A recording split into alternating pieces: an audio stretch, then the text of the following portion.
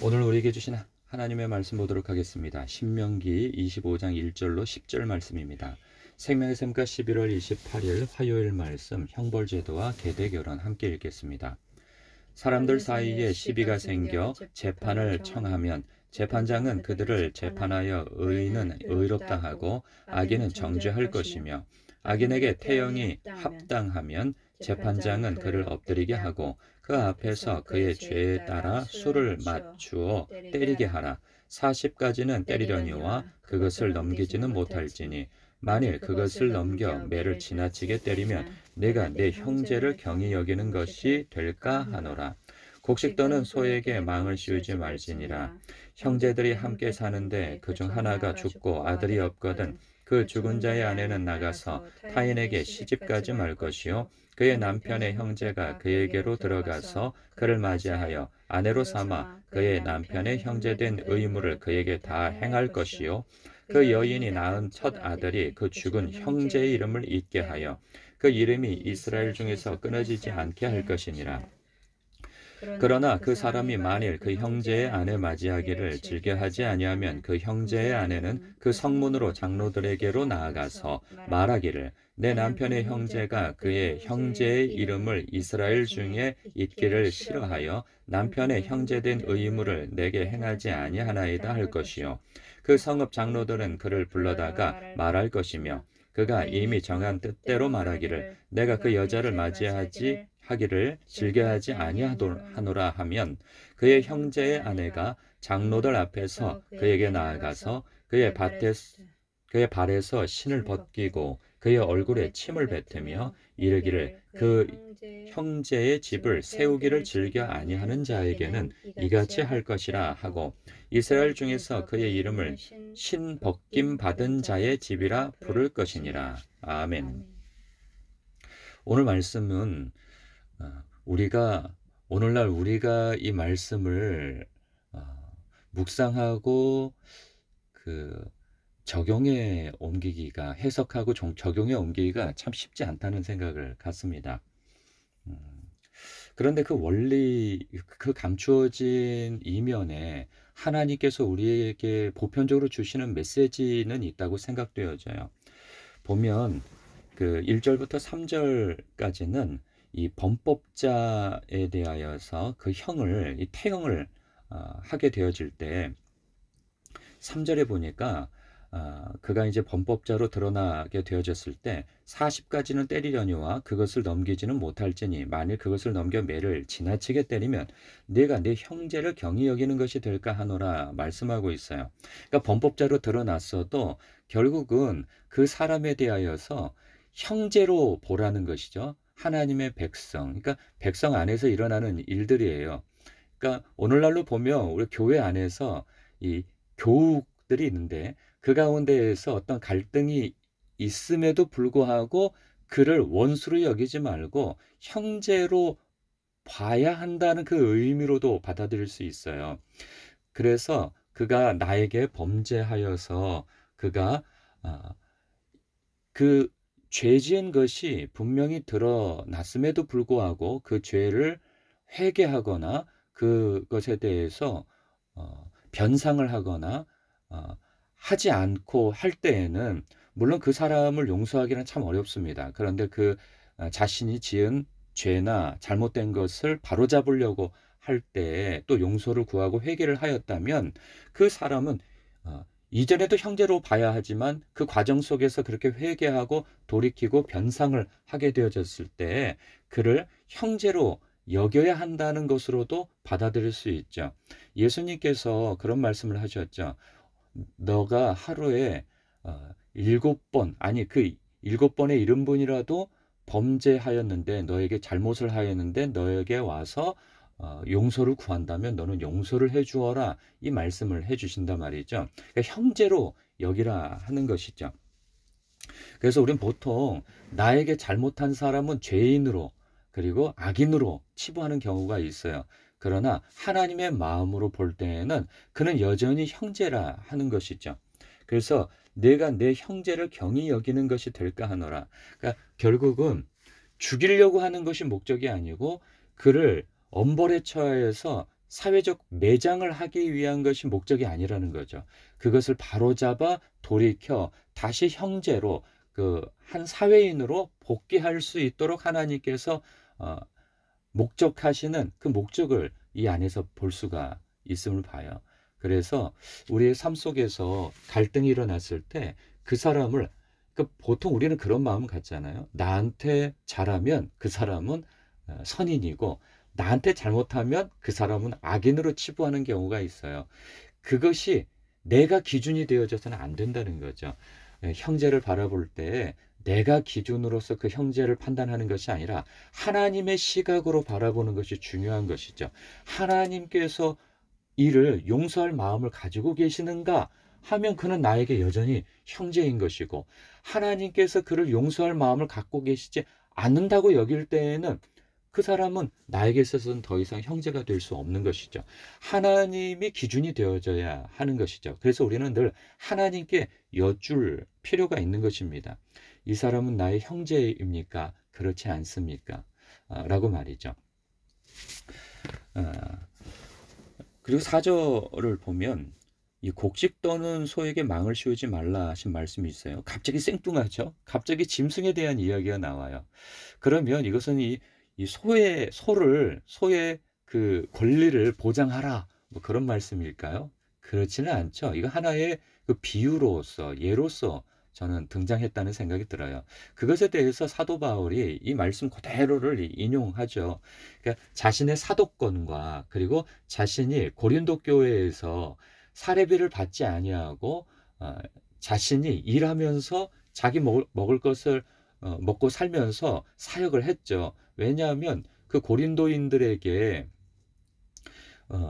헌금을 내게 하고 그것으로 인하여서 자기의 사역비를 충당하는 것에 대해서 오해를 불러일으키지 않기 위하여서 그는 다른 교회는 다르게 이 자비량으로 그곳에서 사역을 했습니다. 그러나 그것을 역이용하여서 바울에 대하여서 그 거짓 사도가 들어와서 이간질을 하죠. 그가 그렇게 사례비를 받지 않고 일하는 것은 결국은 너희들에게 환심을 사서 나중에 너희들 헌금 목적으로, 그러니까 선교 헌금 목적으로 너희들에게 큰 돈을 거두어서 그것을 착복하려고 하는 수작이다라고 하는 것으로 이간질을 하죠. 그래서 그가 자기 자신에 대해서 변호하면서 성경에도 곡식 떠는 소에게 망을 씌우지 말라 하였다. 내가 이 고린도 교회에서 이러한 너희들의 이렇게 잘못되고 옹졸하고 이 비틀어진 시각 때문에 이 사역자에 대해서 오해를 가질까 싶어서 내가 벌어서 이 사역비를 충당한 것이지, 너희들은 사실 마땅한 그러한 이 복음 전하는 자에게 마땅한 사례비를 지급하지 않은 것을 오히려 부끄럽게 여겨야 하는 것이지, 그것을 당연하게 여기는 것은 잘못된 것이다 하면서 이 부분에 대해서 반박을 할 때 이 말씀을 사용한 것이죠. 그때 하신 말씀이 하나님께서 소를 염려하여서 이 말씀을 주신 것이냐? 그것이 아니다. 일하는 자에게 마땅한 급료와 사례비를 지급하라는 의미에서 이 말씀을 주신 것이지, 하나님께서 어디 짐승의 그 권리를 위하여서 이 말씀을 주신 것이냐 하면서 이 말씀을 인용했던 바가 나옵니다. 그리고 그러면 4절에서 이 말씀은 내가 누군가에게 수고를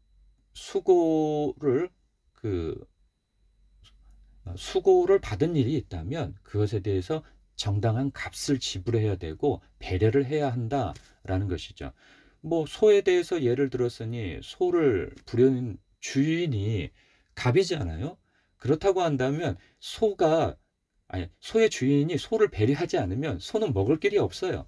그냥 입을 딱 막아버리면 소가 이거 이렇게 곡식을 떠는 가정 속에서 곡식을 먹을까 싶어서 망을 씌웠습니다 해버리면 누구도 할 말이 없는 것이죠.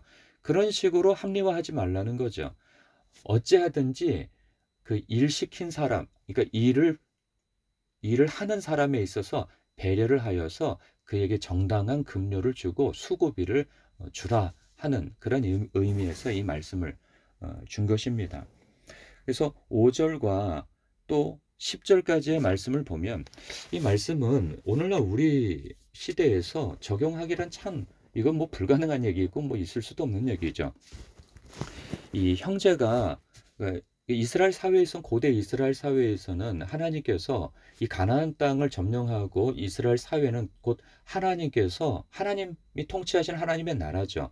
그 하나님의 나라는 12구획으로 나누어서 12지파에게 땅을 분할해서 나누어 줍니다. 그러면 12지파에서 또 그 가문별로 그 분할해서 땅을 나누어 주고, 그리고 그 가문 안에서는 또 형제들이 남자 형제들이 있으면 그 남자 형제들에게 그 땅을 분배해 주게 되어지죠. 그런데 문제는 이것은 누구에게 양도하거나 팔 수 있는 소지가 아니에요. 그런데 문제는 그 형제 가운데에서 한 사람이 죽게 되어지는 거죠. 결혼한 형제가. 그러면 여자만 남게 되어지잖아요. 자식 없이. 그러면 고대 사회에서는 여자 혼자서 살아갈 수 있는 사회가 아닙니다. 남자의 힘을 빌려서 살아가야 되는데, 그럴 때 문제는 또 뭐냐면 여자를 보호하기 위함도 있지만 그 가문이 사라져 버리게 되어지는 거죠. 한 가문이. 그리고 그 땅 또한 다른 사람에게 팔려질 수도 있고 하여서 그 가문에서 그 땅을 소유하지 못하고 지키지 못하게 되어지는 경우가 생겨납니다. 그럴 때 하나님의 뜻은 그 가문이, 그리고 더 크게는 그 지파가 그 땅을 지켜나가기를 원하세요. 그래서 이런 법을 하나님께서 허락하시는데, 그것은 계대 결혼이죠. 그 형제가 죽고 자식을 남기지 못했을 때 그 자식을 씨를 이어주는 것이죠. 그러면 이게 예를 들자면 형님이 돌아가셔서 형수님만 남아있는데 아이가 없어. 그러면 내가 형수님을 취하여서 이 씨를 전해주는 것이죠. 그러면 우리식, 오늘날 우리식으로는 뭐 상상도 할 수 없는 일인데, 그때는 그것이 가능했고 그렇게 했어야만 하는 것이죠. 그래서 씨를 전해주는 것으로 근데 끝나지 않습니다. 이 전해주고 난 이후에 그 씨는 내 씨가 아니에요. 형님의 씨가 되어지는 것이죠. 그러면 문제는 뭐냐? 그가 가난해서 그 땅을 팔았다고 한다면 그 땅까지도 형편이 되어지면 찾아주어야 하는 거예요. 그러니까 문제는 뭐냐면 이런 일이 생기는 거죠. 어차피 내 아들도 되지 못하고, 그리고 내가 그 책임을 다하느라 씨까지도 전해주었는데 그 재산의 손해를 입어서 땅까지도 찾아 주어야 하는 거예요. 그러면 내 재산이 되지 못하잖아요. 나는 돈은 돈대로 쓰고 힘은 힘대로 쓰고. 그래서 그러한 자신의 재산이 축날까 싶어서 그것을 거부하는 일이 생겨나는 것이죠. 이 장면이 어디서 나타나냐면 룻기에서 나타납니다.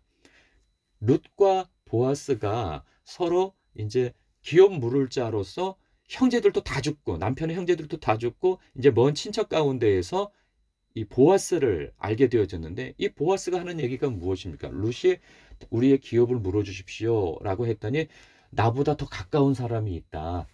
그 촌수로 그 사람에게 먼저 청하자 했더니 그 사람이 처음에는 승낙을 하잖아요. 아, 좋지, 뭐 젊은 여자 취하는데 하고 좋아했다가 나중에 생각해 보니까 그게 아니에요. 너무 가난하고 땅을 다 잃었어요. 그래서 자기의 씨를 전해줄 뿐만 아니라 그 땅까지도 다 사서 그 집안에 그 대를 물려줘야 하니까 이것은 나의 재산으로서 재산이 축나는 일이기에 난 거부하겠다라고 하여서 이 그러니까 9절의 일이 8절 9절의 일이 벌어지게 되어지죠. 그래서 결국은 그의 신발을 벗기고 그 얼굴에 침을 뱉어서 그의 형제의 집을 세우기를 즐겨 하지 아니하는 자로 치부가 되어짐으로 인하여서 결국은 보아스에게 그 순서가 넘어가게 되어지죠. 이것을 보면 이제 나중에는 그 보아스를 통해서 다윗이 나오게 되어지고 쭉 나서 예수 그리스도가 나오는 계보를 잇게 되어지는데, 이것을 오늘 이 말씀이 우리에게 어떤 상관이 있게 되어지는가? 하나님 아버지의 마음을 엿보는 말씀으로 우리는 묵상할 필요가 있다는 생각이 듭니다. 뭐냐면 저도 그런 마음이 갖게 되어져요. 자식들을 기르다 보니 이런 마음이 들더라고요.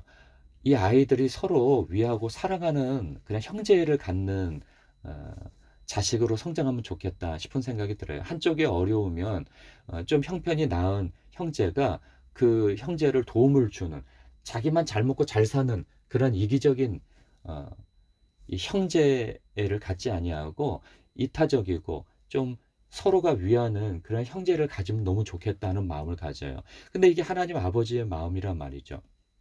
첫 번째는 혈육에 대해서, 그리고 두 번째는 그리스도 안에서 한 가족 공동체가 되어진 사람들 아니겠어요? 교우들이.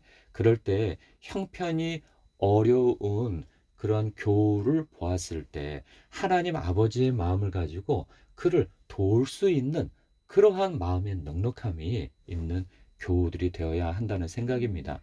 형편이 되지 않았을 때 할 수 없는 것이지만 내가 형편이 되는데도 움켜쥐고 있다면 하나님께서 그것에 대하여서 구절처럼 여길 수 있다는 사실입니다. 형제의 집을 세우기를 즐겨 아니하는 자다라고 나중에 심판대에서 그렇게 여김을 받는다면 우리는 참으로 크게 당혹스러울 일이 되어지는 것이죠. 우리가 하나님 아버지의 마음을 갖는다면 죄를 지었으나 회개하는 자를 형제로 받아들일 수 있고, 그리고 내가 누군가에게 수고의 대가를 받았다면 그 대가에 상응한 그러한 배려와 급료를 지불하는 것을 당연히 여기고, 그리고 형제가 그리고 교우가 어려움을 당했다면 내가 형편이 되어진다면 그것을 기꺼이 도와 그 형제가 교우가 다시 일어설 수 있는 기반을 마련해 주는 것은 곧 하나님 아버지의 마음을 실천하는 일이다 하는 것입니다. 그러한 이것이 꼭 크게만 볼 것이 아니라 작게라도 내가 누군가에게 도움을 줄 수 있는 위치라고 한다면 그렇게 도움을 줌으로 인하여서 다시 일어설 수 있는 기반을 세워주는 그러한 성도가 되어지시길 주님의 이름으로 축복합니다. 기도하겠습니다.